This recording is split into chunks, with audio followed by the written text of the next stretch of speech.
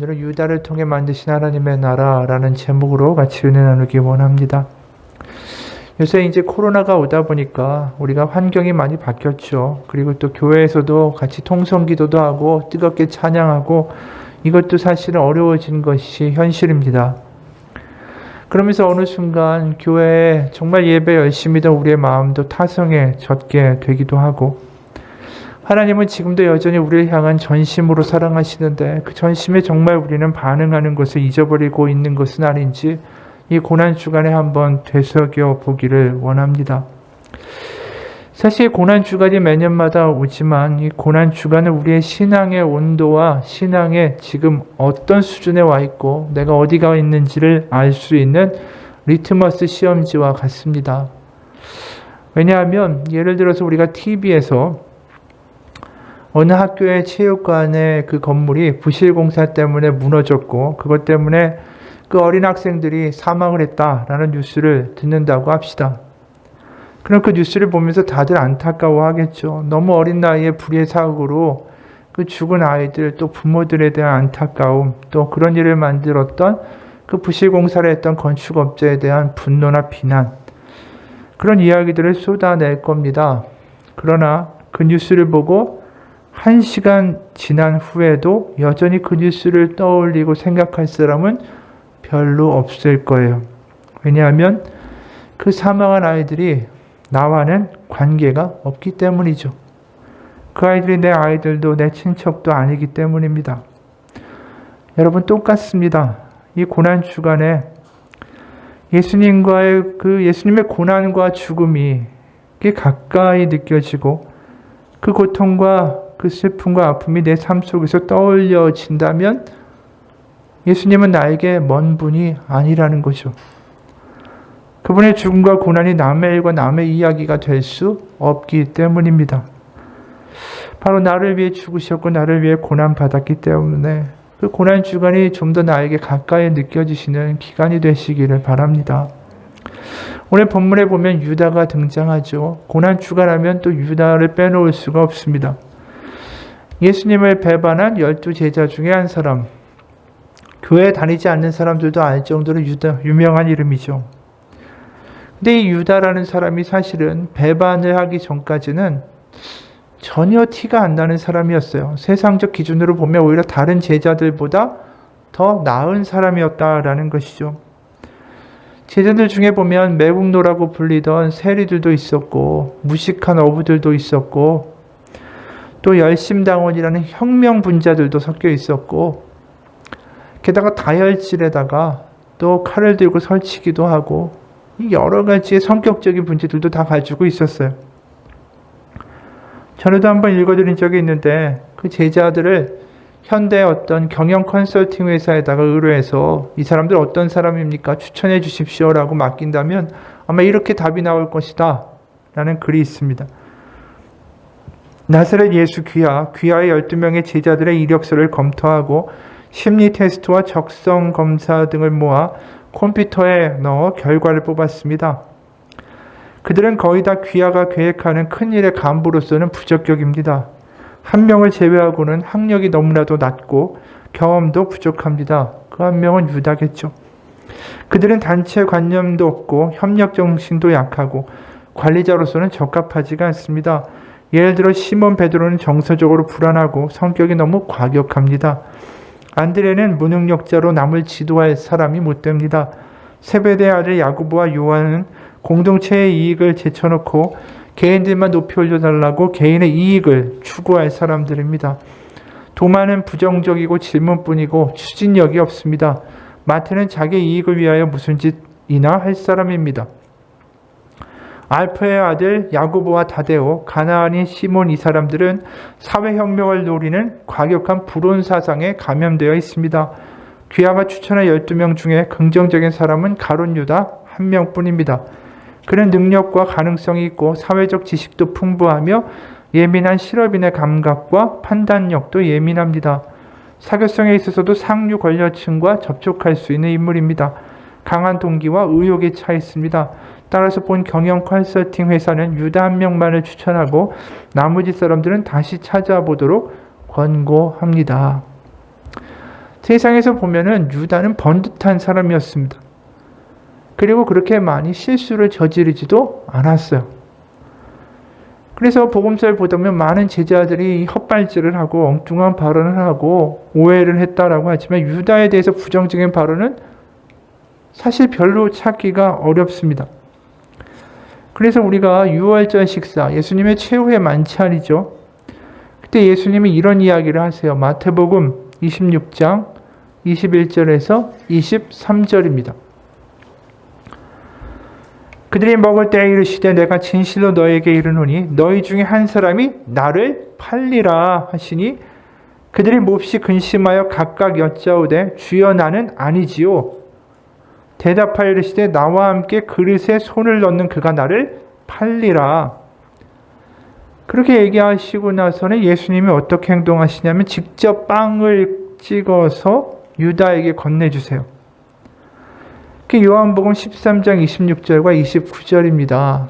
거기에 보면 예수께서 대답하시되 내가 떡 한 조각을 적셔다 주는 자가 그니라 하시고 곧 한 조각을 적셔서 가룟 시몬의 아들 유다에게 주시니 조각을 받은 후 곧 사탄이 그에게 들어간지라. 이에 예수께서 유다에게 이르시되 내가 하는 일을 속히 하라 하시니 이 말씀을 무슨 뜻으로 하셨는지 그 앉은 자 중에 아는 자가 없고 어떤 이들은 유다가 돈꾀를 맡았으므로 명절에 우리가 쓸 물건을 사라 하시는지 혹은 가난한 자들에게 무엇을 주라 하시는 줄로 생각하더라. 이 대놓고 예수님이 하신 거예요. 유다가 배반자라고 건네주셨는데도 제자들은 전혀 유다를 의심하지 않고 있습니다. 오히려 그가 물건을 사러 가거나 아니면 가난한 이들을 위한 심부름을 간다라고 생각할 정도였다라는 거예요. 겉으로 보면 유다에게 어떠한 의심에 일말의 의심도 들 만한 그 근거가 없었다라는 것이죠. 근데 왜 이런 사람이 배반을 했을까? 사실 유다만 아니었다면 예수님의 이런 끔찍한 십자가의 길은 없었을지도 몰라요. 왜냐하면 우리가 마태복음 26장의 4절과 5절을 보면 그 예수님이 잡히시기 전에 대제사장들과 서기관들이 모여서 이렇게 회의를 합니다. 예수를 흉계로 잡아 죽이려고 의논하되 말하기를 밀란이 날까 하노니 명절에는 하지 말자 하더라. 그러니까 이게 지금 할 수가 없다 하지 말자라고 자신들이 이미 결론을 내린 거예요. 그런데 이 일이 벌어진 거죠. 어떻게 그러냐면 예수님이 이미 그 다윗의 자손이라고 사람들이 믿고 있고 병을 고치고 치유하고 그러다 보니까 사람들은 이분이 로마의 폭정을 끝내고 그 위대한 다윗의 영광, 그 새로운 왕국을 이 땅 가운데 건설할 메시아다라고 이미 많이 믿고 있어요. 게다가 지금 이 명절이 언제냐면 유월절이라고 이야기해요. 유월절. 유월절이 가지고 있는 분명한 단어가 있죠. 해방입니다. 해방. 자신의 조상들이 그 당시 최대 강국이었던 이집트로부터 탈출할 때 그 여호와께서 이집트에 재앙을 내리고 홍해에서 전차 부대를 몰살시키고 그렇게 무능력하고 아무 힘이나 지식도 없던 노예들을 탈출시킨 그 사건을 기억하는 것, 그게 유월절이에요. 출애굽을 기억하는 날이 유월절이죠. 그런데 사람들이 그렇게 기다리던 메시아가 그것도 해방을 이야기하는 유월절에 그것도 장소도 예루살렘에 와 있다. 근데 그를 체포한다? 그러다가 예루살렘에 있는 모든 사람들, 게다가 또 그 당시 유월절에 제사를 드리러 올라왔던 타 지역의 사람들까지 수십만 명이 모여있는 데서 그 일을 벌였다가는 이 폭동이 날 수도 있는 상황이었어요. 그러니까 지금 어떻게 해야 될지 모르는데 갑자기 유다가 나타나가지고 단비와 같은 소식을 주는 거예요. 사람들이 주변에 없는 저녁에 바로 제자들 자신들과 어디에 있는지 알려주고 그리고 또 예수님이 그 밤에 누군지를 직접 알려주겠다. 그러니까 이 대제사장들과 서기관들이 너무나도 좋다고 하는 거죠. 그러면서 이제 돈을 주게 되는 그러한 일이 벌어집니다. 왜 유다는 이런 일을 할까? 아마 우리가 생각해 보면 유다는 예수님이 로마를 물리치고 그 땅에 분명히 왕국을 세울 뿐이라고 믿고 따라왔던 것 같아요. 자신이 해석하는 성경, 구약 성경의 말씀에 따르면 그 메시아는 그런 메시아여야 했으니까, 그래서 애초에 자신이 따라온 거니까. 그런데 예수님이 계속해서 이상한 이야기를 하셨어요. 3번이나. 그게 무슨 이야기냐 하면, 예루살렘에 올라가 장로들과 대제사장들과 서기관들에게 많은 고난을 받고 죽임을 당하고 제3일에 살아나야 할 것이다. 이게 얼마나 황당무계한 이야기인지 몰라요. 자신들이 기대하고 특히 유다가 꿈꾸고 자기가 이 제자에 합류하게 된 동기는 분명히 로마를 물리치고 부패된 성전을 개혁하고 하나님의 왕국을 세워야 된다는데, 갑자기 죽는다라고 이야기하고 살아난다라는 난데없는 이야기를 하니까 이게 지금 예수님을 결국은 배반하게 된 이유가 된 것이죠. 한마디로 그 유다에게는 하나님이 필요한 게 아니라 자신의 꿈을 이루어줄 메시아가 필요한 겁니다. 다시 보면 그는 예수님을 따른 게 아니라 자신의 꿈을 따르고 자신의 꿈을 따라서 예수님을 택했을 뿐이에요. 우리도 하나님을 믿는 방식을 보게 되면 유다와 다를 게 없어요. 예수님 그분 자체를 사랑해서 따른다기보다 내가 원하는 것을 이루어 줄 뿐이기 때문에 그분을 따르는 경우가 많다라는 거죠. 그래서 하나님한테도 항상 우리가 원하는 것들을 갖다 놓고 그걸 이루어 달라고 기도하지 않습니까? 유명한 그리스의 작가 니코스 카잔차키스라는 사람이 있어요. 이 사람이 이제 그리스 사람인데 작가죠. 여러 수도원을 이제 여행을 하다가 어느 한 수도자를 만났습니다.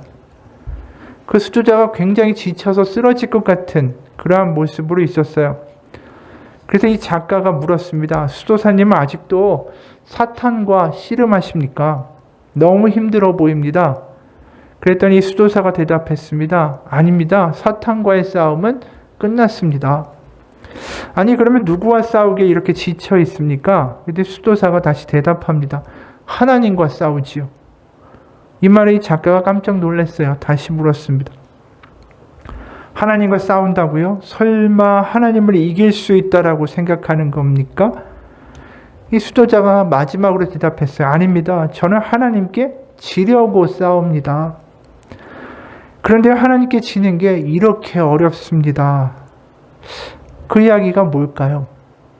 내가 내 눈에 보이는 생각과 판단과 계획과 바라는 것, 그것을 하나님이 이루어 주기를 바라는 나의 마음을 포기하는 것.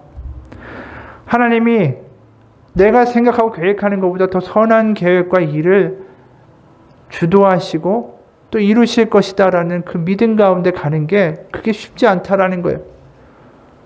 그래서 하나님께 지는 게 어렵다라는 게 왜요? 우리도 마찬가지예요. 왜? 불안하니까. 내 눈에 보이는 것과 내 눈에 보이는 어떤 계획이 지금 이루어지지 않으면 불안해요. 망할 것 같으니까. 그러니까 그걸 이루어주는 하나님을 원하지 거기서 엉뚱한 반응을 보여주신 하나님을 원하지 않는 거죠. 그게 유다고 그게 우리의 모습이라는 거예요. 하지만 믿음은 뭡니까? 내가 원하는 바가 이루어질 것을 믿는 게 아니라 선한 일을 행하실 하나님을 믿는 거예요. 믿는 대상이 무엇인가가 분명히 존재해야 되는 것이죠. 결국 그 하나님이 가장 선한 것, 가장 좋은 것을 알고 계시고 좋은 때에 하나님이 그 결과를 내가 생각하는 것보다 더 크게 이루실 것이다. 어느 수도원에서 또 있었던 일이래요. 한 수도사가 사과나무를 심고 기도를 했습니다. 주님, 여기 어린 사과나무가 목을 축일 수 있도록 비를 내려주세요. 그러자 주님은 부드러운 소나기를 내려주셨고 수도사는 또 기도했습니다. 주님, 나무에게 햇볕이 필요합니다. 태양을 비춰주세요. 주님이 이번엔 따뜻한 햇볕을 비춰주셨대요. 그러자 수도사는 또 기도합니다. 주님, 이제 서리를 내려주세요. 세포를 지탱하려면 사과에는 서리가 필요합니다. 그러니까 주님이 서리를 내려주셨는데 이번엔 이 어린 나무가 차가운 서리를 맞고 죽어버렸어요. 이 수도사가 선배한테 가가지고 자기가 사과나무를 심고 기도를 드렸더니 주님이 기도를 다 들어주셨는데 사과나무는 죽어버렸다라고 이야기를 했습니다. 이 말을 들은 그 선배 수도사가 이렇게 대답했어요. 나도 작은 사과나무를 심었지. 그런데 보게나 이렇게 잘 자라서 난 해마다 맛있는 사과를 먹는다네. 이렇게 사과나무를 잘 키운 비결이 무엇입니까? 그랬더니 나는 사과나무를 주님께 맡겼네. 주님이 나무를 창조하신 분이시니 이 나무에 대해서는 가장 잘 아시지 않으시겠나. 그래서 나는 어떤 요구나 내 생각이나 내 조건도 달지 않고 주님, 이 나무에게 필요한 것을 알아서 보내주시옵소서라고 기도했네. 이 간단한 이야기지만 굉장히 많은 내용이 들어있죠. 우리는 모든 걸 하나님께 열어놓고 하나님의 뜻대로 하나님이 선하게 이루시옵소서라는 용기 있는 기도를 하기엔 너무나도 불안한 존재. 뭔가 눈앞에 보이는 게 있어야 되고 잡히는 게 있어야 되고 가시적으로 뭔가 이루어지지 않으면 불안한 존재라는 거죠. 그러다 보니까 눈앞에 보이는 일에 우리의 전부를 부어버릴 때가 얼마나 많아요. 하나님을 보기보다 눈앞에 있는 일이 있고 직장이 있고 아이가 있고 그럼 거기다 모든 걸 다 쏟아보면서 그게 잘 되기만 하나님 앞에 기도합니다. 그리고 이 아이에게 뭐가 이뤄야 되고 뭐가 있어야 되고 뭐가 돼야 되고 그러면서 하나님한테 내가 필요한 것들을 다 달라고 이야기해요. 사과나무 키우는 사람하고 똑같다라는 거죠. 근데 그렇게 하다 보면 그게 좋은 결과를 가져오는가? 그렇지 않을 때가 너무나도 많잖아요. 내가 직장과 일에 모든 걸 걸었더니 나중에 엉뚱한 일이 벌어지고 사람한테 모든 걸 기대하고 자식에게 모든 걸 기대했더니 나중에 이거 자식 키워봤자 소용없다라는 생각이 들기도 하고 우리가 엉뚱한 일에 우리의 소원을 걸고 거기에 모든 걸 거는 것만큼 어리석은 게 없어요. 하나님을 믿어야지 내가 원하는 것이 이루어지는 것을 믿는 거 그게 결코 좋은 일이 아닙니다. 가룟 유다는 자신이 원하는 일을 믿었어요. 그게 선이고 그게 좋은 거고 눈앞에 보이는 것에 자신의 모든 걸 헌신해서 걸었는데 예수님이 갑자기 난 죽어버릴 거다라고 하시니까 거기서 갑자기 이 사람은 어떤 생각을 하죠? 이 메시아는 아니다. 내 꿈을 이루어줄 다른 메시아를 기다려야겠다. 그리고 예수님을 용도 폐기시켜버려요. 우리가 이 가룟 유다의 모습을 보면서 비슷한 우리의 모습을 발견하죠. 불안해하는 모습, 눈앞에 있는 것에 완전히 끌려다니는 모습. 하나님은 더 큰 계획과 더 큰 일을 이루시고자 하는데 그것을 보지 못하고 내 눈앞에 있는 것에 빠져있는 모습들. 그렇게 불안해하는 모습들. 이거 아니면 안 된다고 하는 모습들. 우리는 그렇게 예수님을 배반할 수 있는 사람들이에요. 불안하기만 하면 언제든지 예수님 손 놓고 눈앞에 보이는 돈이나 우상이나 사람 쫓아가는 게 우리의 모습이에요.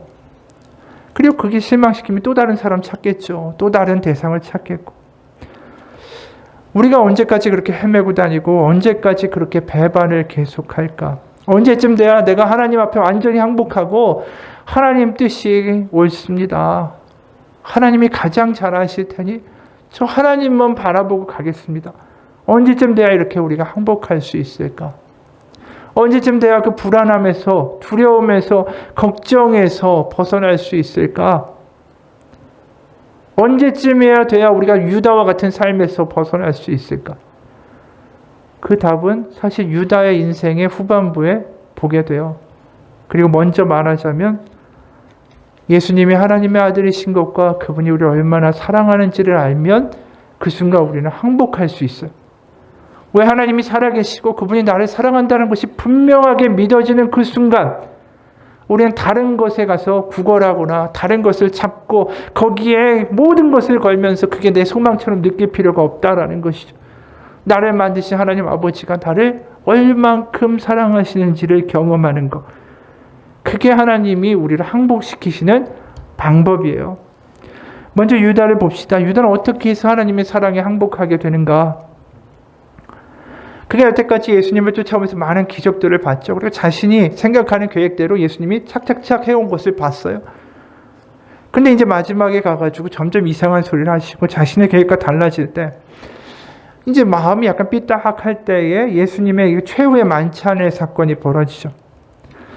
예수님이 잡히시기 몇 시간 전에 이제 제자들과 함께 최후의 저녁 식사, 유월절 식사를 하시고 세족씩 발을 닦아 주십니다.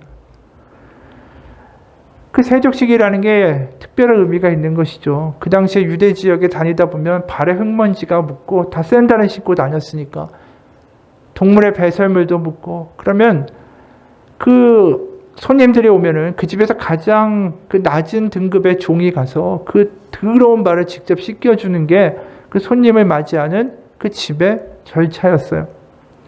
근데 그걸 누가 하냐면 예수님이 하신 거예요. 그 제자들의 발이 그렇게 더러운데.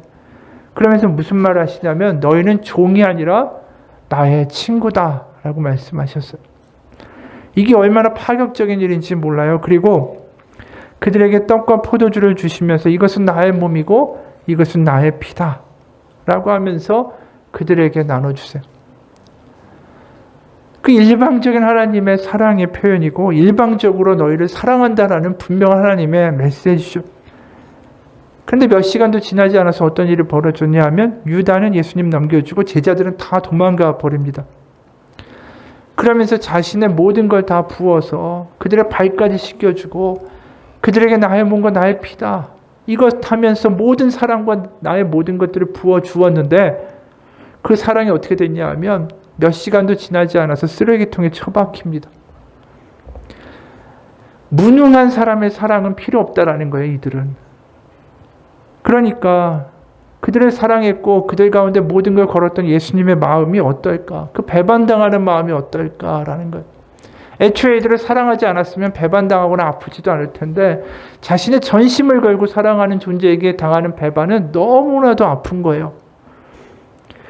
그 노벨 평화상 수상자이고 홀로코스트에서 살아남은 엘리 비젤이라는 유태인이 있습니다. 이분이 15살에 나치가 만든 유대인 수용소에 끌려가요.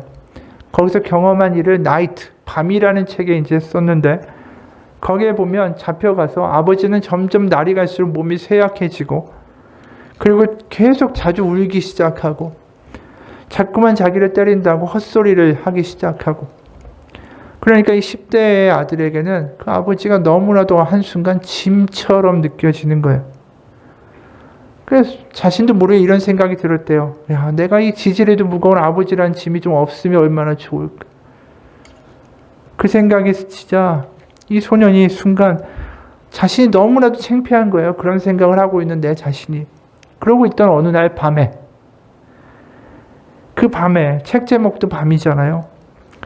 이 소년이 2층 침대가 이렇게 있으면 수용소에서 2층 위에서 자기가 누워 있는데 그의 아버지가 아래 칸에서 간수들한테 죽을 정도로 매를 맞고 비명을 지르는데 미동도 하지 않고 가만히 그 소리만을 듣고 있었어요. 얼마 후에 간수 한 사람이 그 소년이었던 이 엘리 비젤에게 말했습니다. 여긴 이제 형제도 아버지도 친구도 없다. 오직 다들 자신만을 위해서 살아가야 한다. 그거를 잊을 수 없어 이 책을 쓴 거예요. 왜냐하면 평생 자신이 그 아버지를 버려버리고 배신해버렸던 그 밤을 잊을 수가 없기 때문에 이 배신이라는 게 가까운 사이에서 일어나면 그게 너무나도 큰 아픔과 고통이 되죠. 가까울수록 배반은 깊은 상처를 남깁니다. 이때 이런 일도 있었대요. 다른 사람의 이야기인데 그 나치 정부에 저항하다가 한 사람이 체포가 됐습니다. 그 사람이 투옥돼서 오랜 기간 동안의 감방에 감금됐고 유죄 자백을 강요받았습니다. 그러면서 고문을 당하고 폭행을 당했어요. 몇 개월이 지나서 결국 그는 무죄로 풀려났습니다.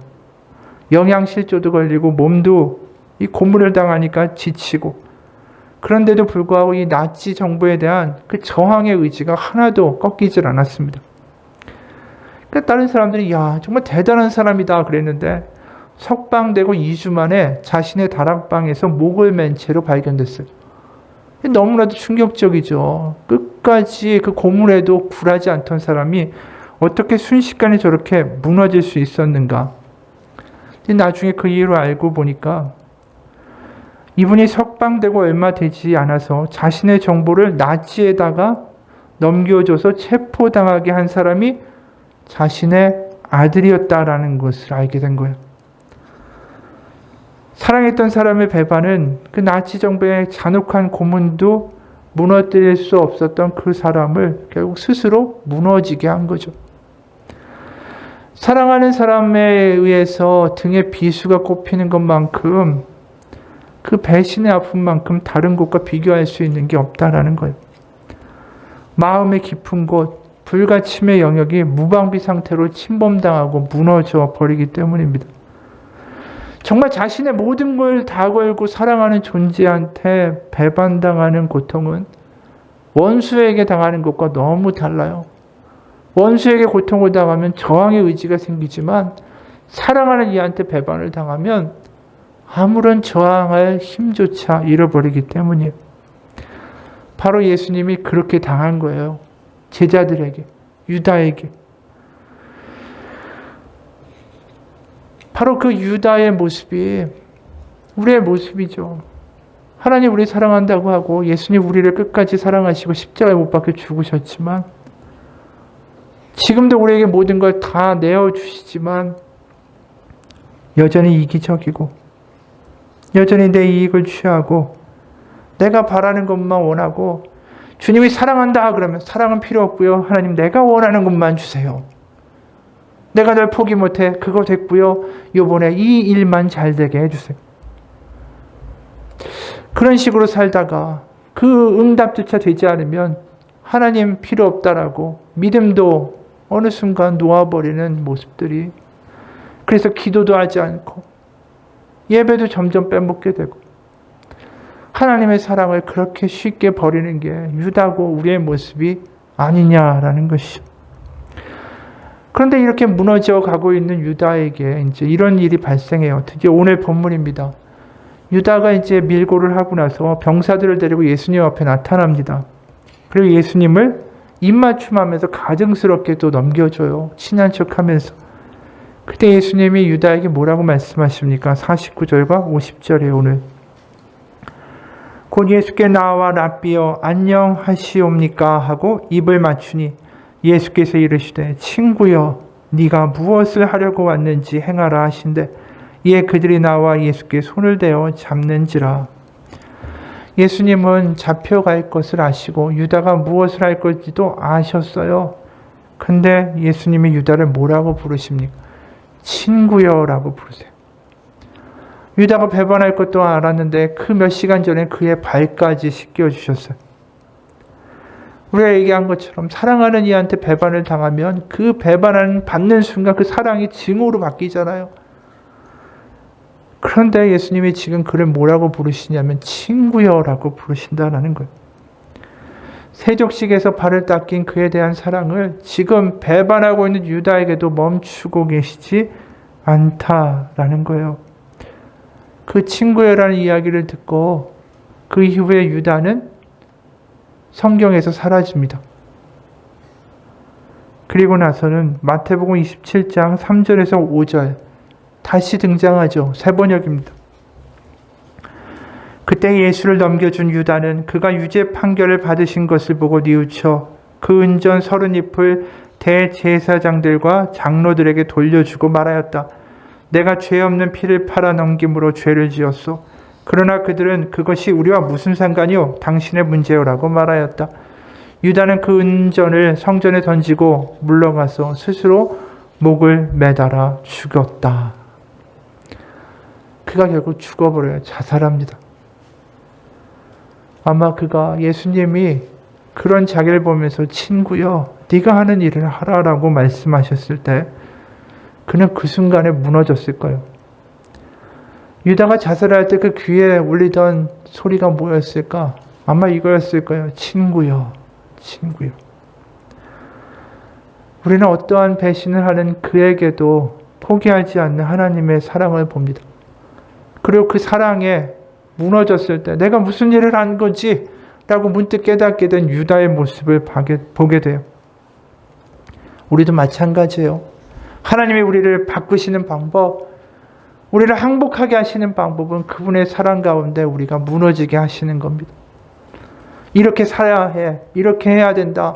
네가 그렇게 기도하는 게 아니라 이렇게 해야 된다. 그걸 하나하나 지적하거나 우리의 배반에 대하여 지적하시고 저주하시고 내가 이렇게 살아야겠는데 네가 이렇게 할 수 있냐라고 하시는 것이 아니라 하나님은 우리를 바꾸기 원하세요. 뭘로?